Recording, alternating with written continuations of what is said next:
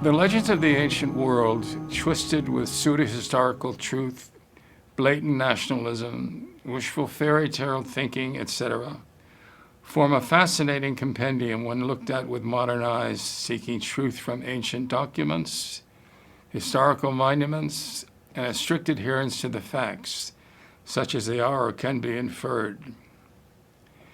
Three of the strangest stories that have come down to us from antiquity are the legend of the Greek Oedipus, the history of the Egyptian Pharaoh Akhenaten, and the Jewish Moses of the Old Testament.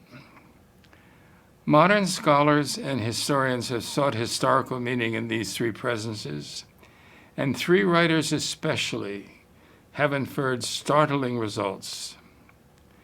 The 20th century writer Immanuel Velikovsky most convincingly wrote in his book OEDIPUS and AKHENATEN that the Oedipus legend was a retelling of the actual history of the Pharaoh Akhenaten and his family. The Anglo-Egyptian writer Ahmed Osman, in his book Moses and Akhenaten, offers historical evidence that both were the same man. The great Sigmund Freud, in his book Moses and Monotheism, claims Moses as a highborn Egyptian from the court of Akhenaten, and in whose exodus introduced the Egyptian practice of circumcision, and was himself murdered before he entered the so-called Holy Land, probably by his sons. Heavily influenced by these three books, and especially the Freud book, I put these three characters together as one man in three plays, and now this film. Oedipus of the legend was left to die as a newborn infant by his father king because he was deformed in his lower extremities. But he survived to murder his father, marry his mother, and father children of that union. The Pharaoh Akhenaten does not appear in history until his 16th year, after the death of his only brother and the mental decline of his father Amenhotep III. He is thought to have lived from his infancy in a monastery in northern Egypt, whose monks worshiped the sun as the one true God. Sculptures of him show his lower extremities severely deformed. His monotheistic tyranny was overthrown, and he disappeared from history as Egypt and his immediate family returned to the worship of the old gods that Akhenaten had banished. Moses appears in history as leading a disgraced and hunted population from Egypt into a vast desert. Glory be, what a fertile landscape for a poet and his muse. And for this film script has she delivered, most amazingly so. I usually act as her stenographer and faithfully take down every word she tells me, from about the age of 6 when I first heard her. She is infallible, precise, and demanding, and I dare not cross her, which I never do. However, for this script I found myself amazed as she wove her tale, telling her, but this is not how so-called history tells the story. And so she persisted, and so I followed.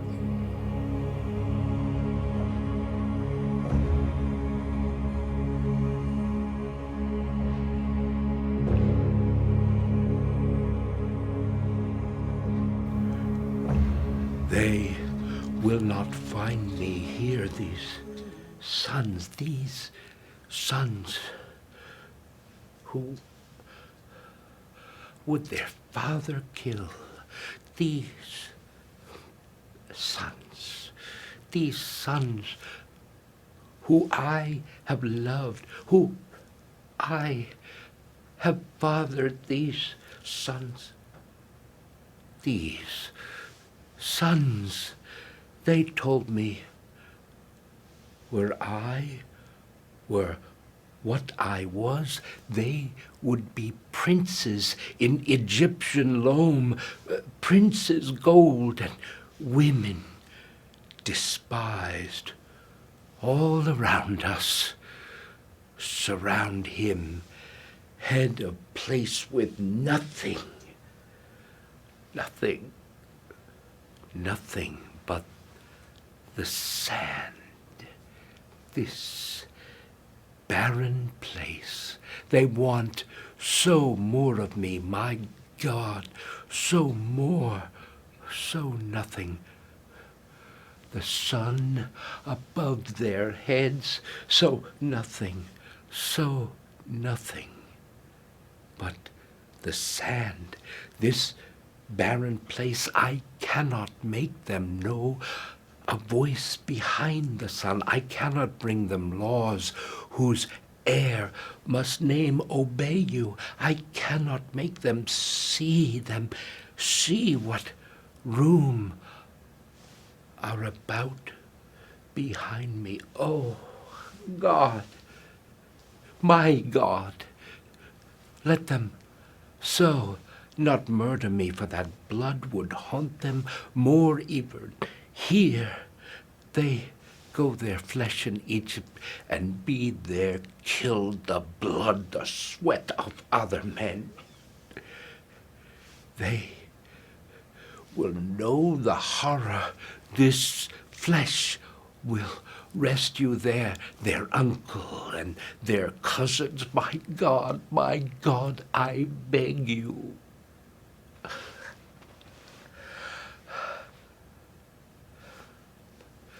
They came to get me in my 16th year, these priests. Oh, where I did know you first, and said there was a royal woman who did await.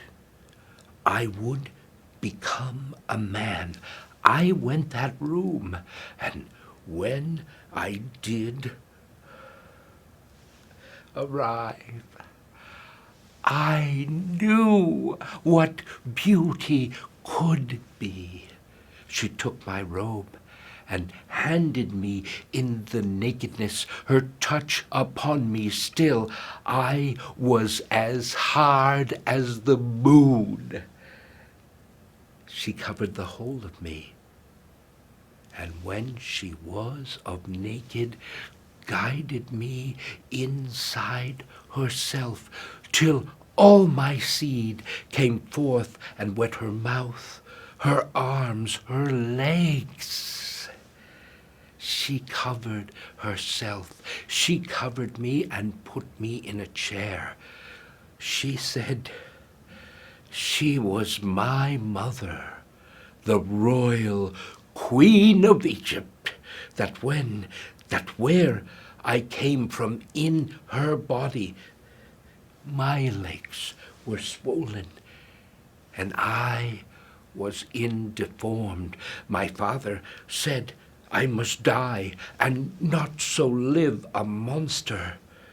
The Pharaoh, Amenhotep, he called for priests to bury me alive, but she called her brother to take me to priests, her god, whose sun and water would devour me. My uncle brought me here, this sand, and told the priests, the sun to nourish me, that I was royal flesh. And so they did, and so they did. She said, my father was in desolation, my brother killed in battle, and if I could not procreate, she would leave me here. But that my swollen thighs were central with a fertile sex, she would so take me back to be the son, the body of the Pharaoh. And I asked her if I were not hard expel, and she said that she would leave me here, as did her brother some 16 years ago, leave me dead, but living. I went with her to Thebes, and there first saw my father. He was sitting in a chair, and he was another world. And when he saw me, my swollen thighs, he began to laugh and laugh and laugh until that day he died, and I became the Pharaoh. None doubted from his body, and my mother, where I never entered again from that first wash, did have a son, beautiful as she, my son, my son. Oh, some days my father died.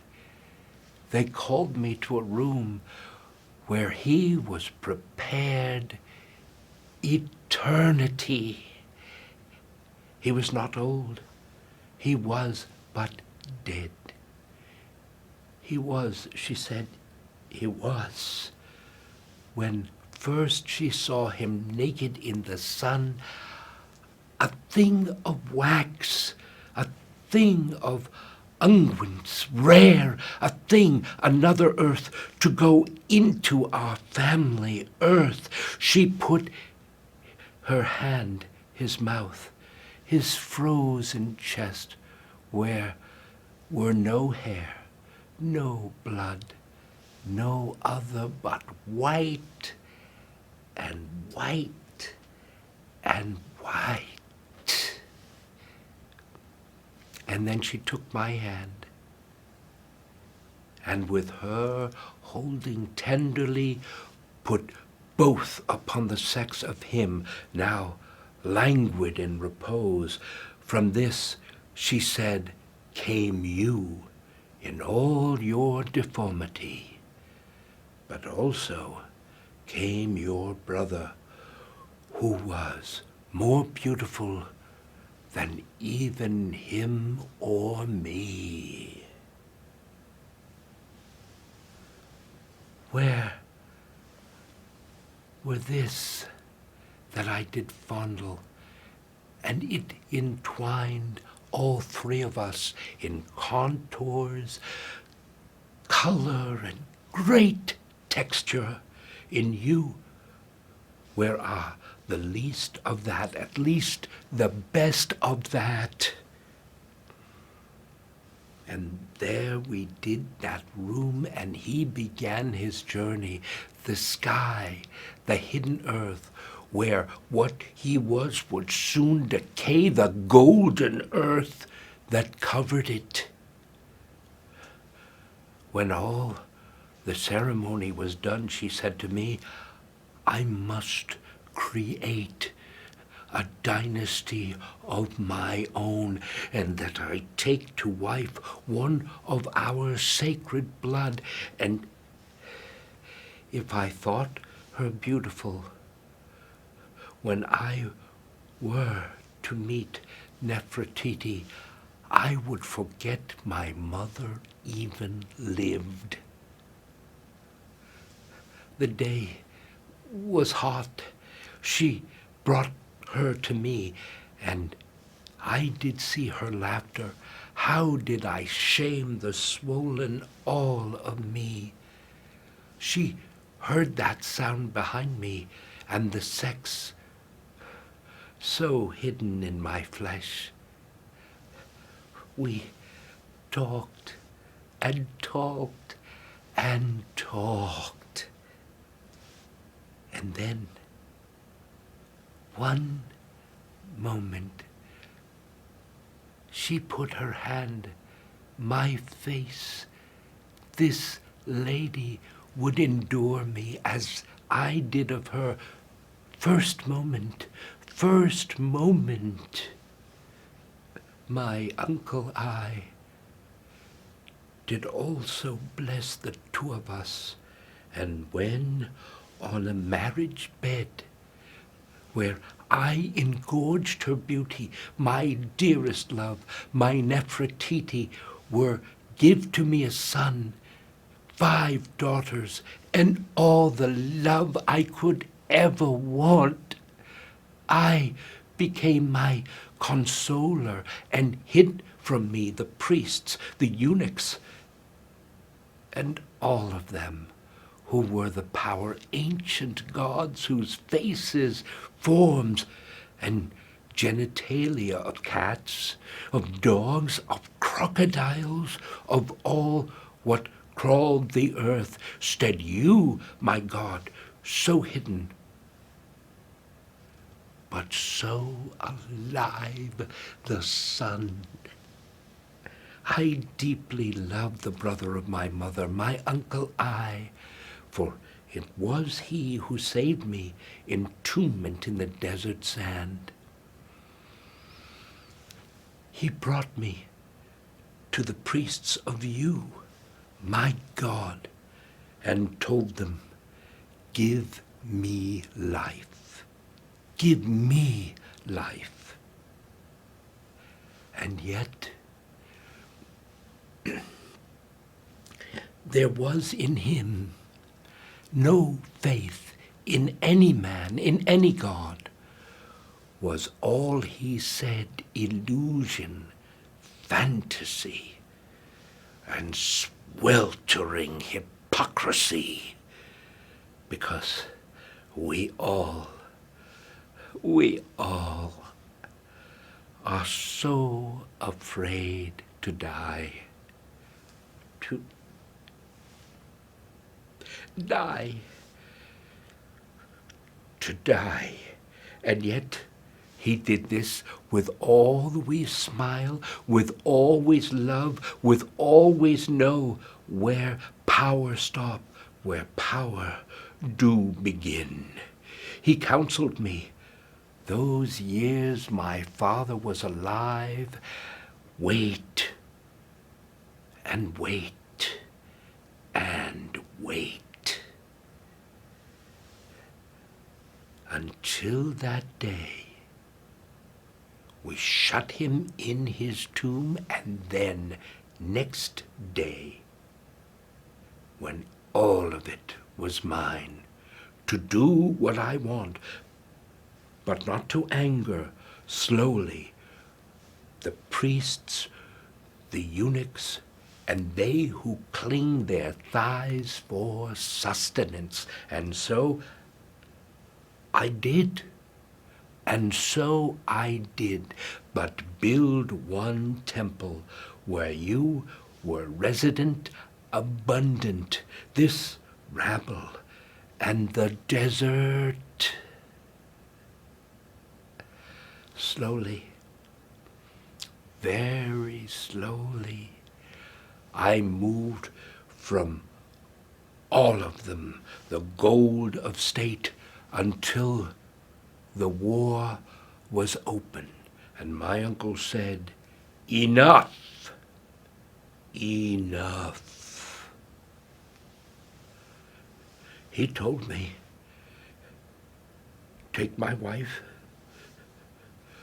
my sons, my daughters, to another place.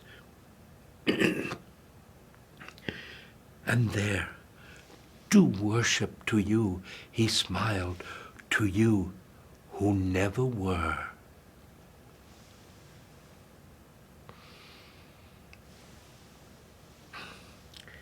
And so I did a beauteous spot, the lower Nile, where I could stare your beauty each day, each night, each night. You did warm my legs, my legs, my legs. I did his promise, and in those rocks behind us who haunted each side the Nile, whose seed we are, he kept them in their borders so many years of peace. My mother grew in beauty, our children grew in love, but only Nefertiti moved from me to another part of our acreage. No longer she whose beauty were my beacon, no longer mother to wee males. Was I a fool to never see what I had wrought, to never see the whirlpool of death that was so resident? What all I left behind. That day he came to me alone and unrepentant to tell me I must go.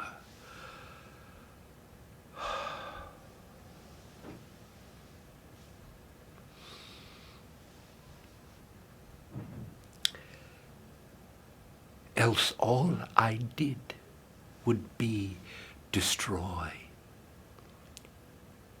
He said, as I each morning stared, hushed into your face, where Egypt suffer plague and death and locusts, awful things.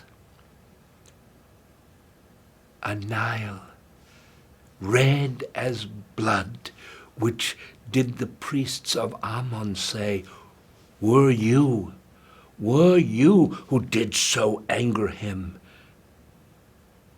And that was me who had to leave, or all my family would choke their blood. He told me he would save them, my sons and all my daughters, if I would go the desert, never to return. That I should take with me some who also love me, and that perhaps another time, another place, your light would shine again, that when they came to find me, he would say, I was already dead. And your sons, your daughters, my sister, would caress again the ancient gods and pharaohs. He said,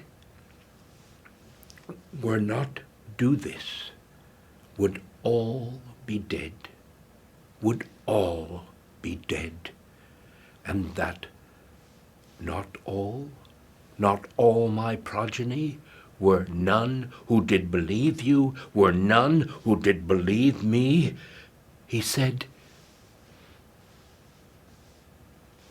he would protect what came my body, as did he me, and I believed he would. I did believe he would. And so I did.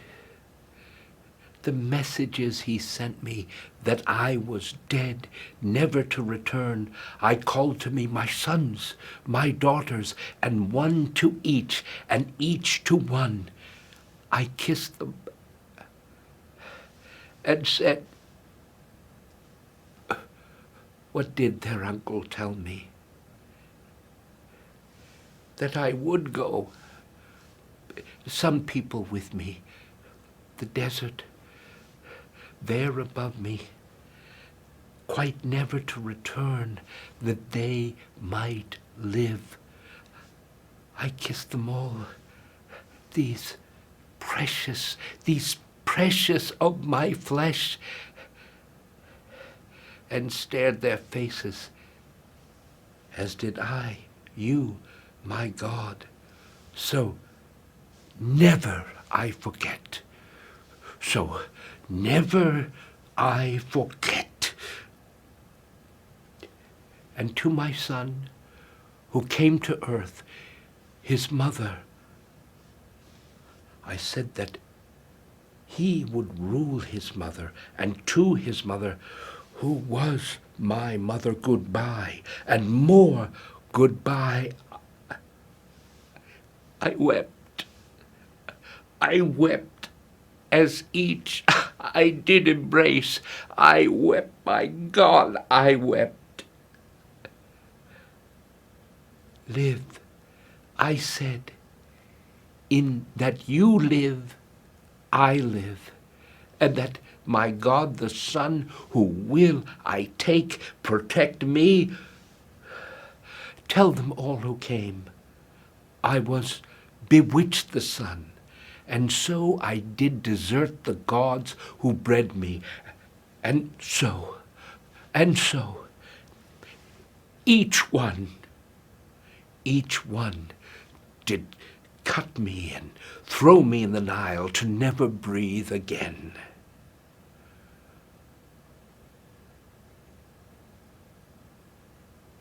And you? They will believe you to take again your flesh, the prism of their past eye, and Smenkakare will rule you all, and he will take to wife one of these daughters who of their mother and of their grandmother were gold upon the sun. Then came that moment. I had to leave. I kissed my mother, and went into the night. That group who would attend me, we only walked at night, so none would know we are. But then among the lower marshes, these men the priest had sent to kill the children of the sun did find us and chase all that water grass. But we could hide their horses and their chariots, and with a deadly storm the most of them were dead. Were dead. We wept, those innocents, but our God did save us to walk again the sand. And so I, who ruled a universe, were now a pillar in the sand. I know, my God, were you who took me from that golden throne, another form of purity to give what was my own. Those others I would find.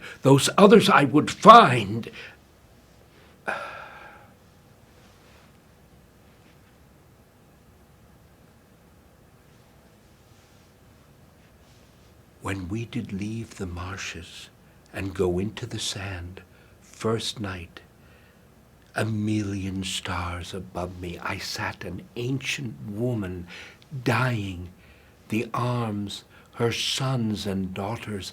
I had seen her so before, a beauty insane. My mother, and Nefertiti, a beauty, but only God could sculpt of earth. That earth she soon become. And she took my hand and said, "Where will I be tomorrow?" The hands are living God, whose brightness are eternal or buried in the sand, forever lost eternity. What could I tell this beauteous creature? What could I tell her but nothing? I cradled her in my arms, and when all life did leave her, I wept her sons and daughters. I wept that this exquisite creature were now no more, were now no more. Oh, vanity of us, we think we do endure. My father, my brother, in their golden tombs endure. Endure, O sun, who are my God, do warm me while the blood are here, and I will not condemn you. The warm are not enough. Then came another letter, my uncle, to say they had abandoned my city, and there to be decay, forevermore your God, forevermore your God.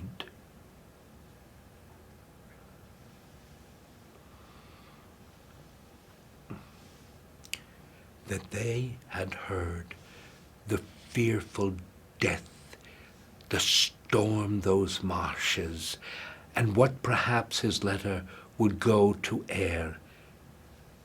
He said that all in great self-interest did welcome their return, so they could hide our history, now that you, the rest, the teeth of crocodiles, the Nile, that if I were still alive and did opine his words that take whoever did survive and wander in the desert, he would not smile again, that if my God were God, he would protect us. He cautioned, I not go north, for there were fearsome tribes with fearsome gods who would my own destroy.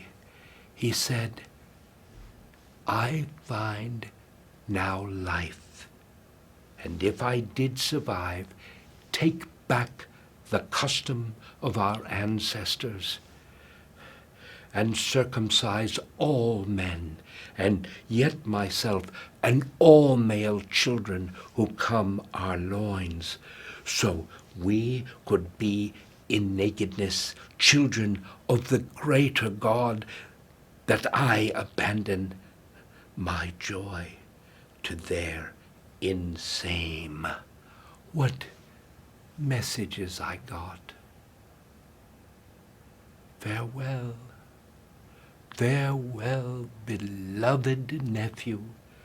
Farewell in your folly to think of men. They surely never are, but never are again. What misery you made here for you, for us, for Egypt. And then I wept. I wept. I wept so many years, my folly, my folly, my folly, that with this good man beside me, all what I did was stare into the sun. Where are you? I know. I never turned away to see what grew behind me. I sent his message back and told him, yes, he could not find me, that I and most who came me were dead, these windy marshes, and the ancient gods should now prevail. The ancient gods should now prevail. I buried all I took from Egypt and told all with me in same, that in the sand above us, one God would now emerge. One God would now emerge. That if we survive, we take more desert people and savage them to God, and not just stare as I did this disc, but plunder them to causerie with all of us command. With all of us command. And so in years we wandered and added those who lived in tents, those who sacrificed each other, those who ate fine grass, those who suckled sheep, and I,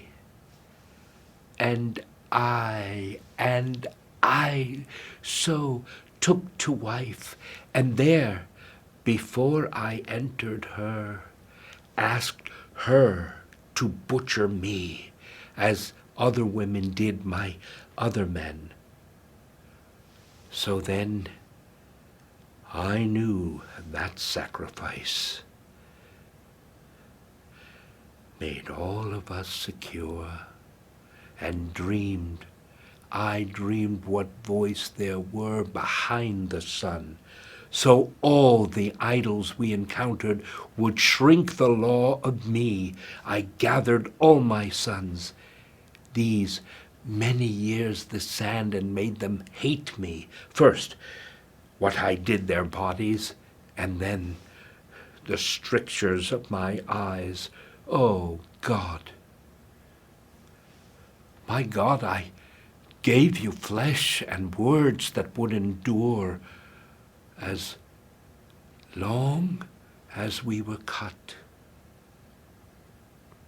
But then they did deny you and danced naked with golden calves, and when I screamed enough, I saw their eyes my death.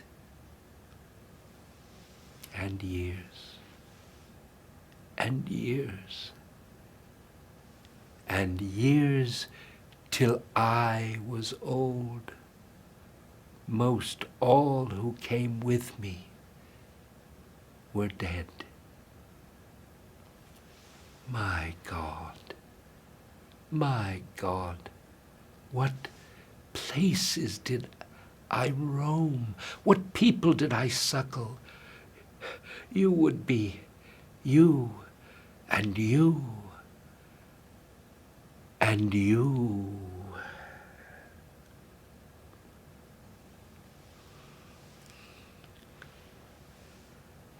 He came this place and looked at me, and with his golden rod lifted my robe and said, "Who did this you?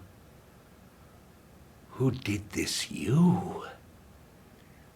I answered, "My desert wife of many years, and now all of our men, the moment of their birth, are cut such skin away."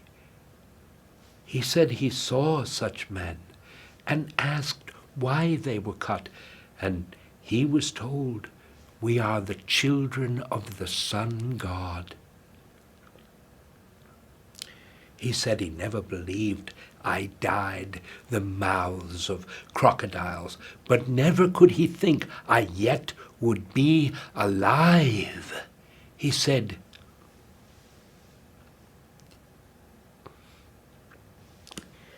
he hated no one, as did he so hate me, that all I did to Egypt, and yet he must confront war and war and war, and that I am still alive are folly, folly, folly. He said, all those I touched, all those I loved, all those I did create are dead, are dead, are dead. My mother, my uncle, Nefertiti, my sons, my daughters, dead, dead, and dead, and buried in places none would ever find them. My city, defaced of all alive and all idolatry. My God, behind the sun, away, away, away. He said, in time, what come, I would not even be a memory. And if my name were said, it would be the criminal. The criminal. That he is now his army, the northern Hittites. I did so long ago neglect my vision of the sun, and I left it to my family, who were but puppets, the priestly gods of Egypt. Hate and hate and hate. Oh.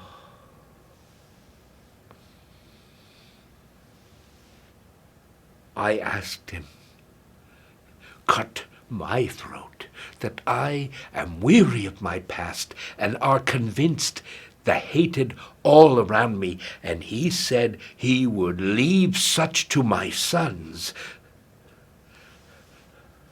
My sons, who, when they knew he was, and what they could have been, did offer you as sacrifice the damage you do to them. Farewell, you wretched sinner, and when you go to him, ask faith of him. Why did he use you so? He turned, and I called his name, Horemheb, for what we once were each other. Horemheb, come, cut my throat, put knives in each of my eyes, and from me cut my sex, and stuff them in my mouth as you plunder my heart with stone. Horemheb, I cried, as the darkness did envelop him. Horemheb, Horemheb, Horemheb. And then they came.